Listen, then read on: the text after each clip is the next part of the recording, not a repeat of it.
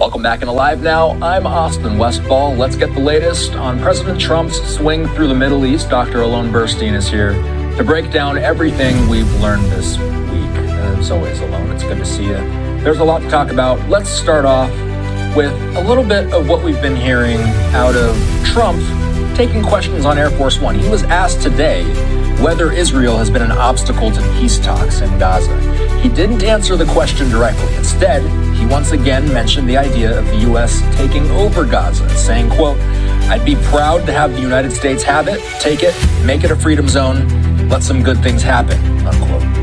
Is it probably smart of Trump alone to not directly answer that question? If Trump was so inclined, could he have an argument that Israel is acting as a barrier to peace at this point?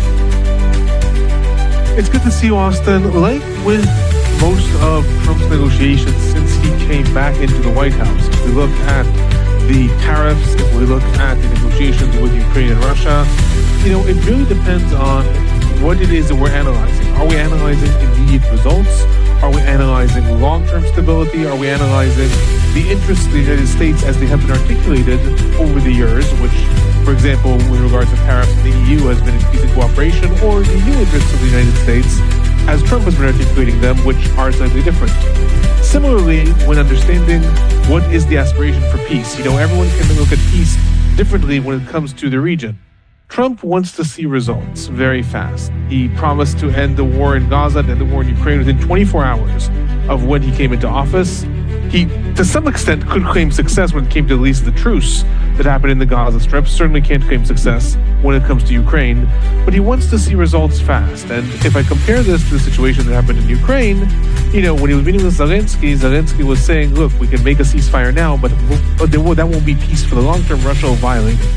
Similarly, when we look at the situation in the Gaza Strip, what we have right now is a complete stalemate between Israel and Hamas when it comes to the negotiations. The way the original deal between the sides, it was articulated by Biden now exactly a year ago, was the 23rd of May last year, the first time this deal was proposed, and eventually Trump pretty much forced Israel to accept it in January.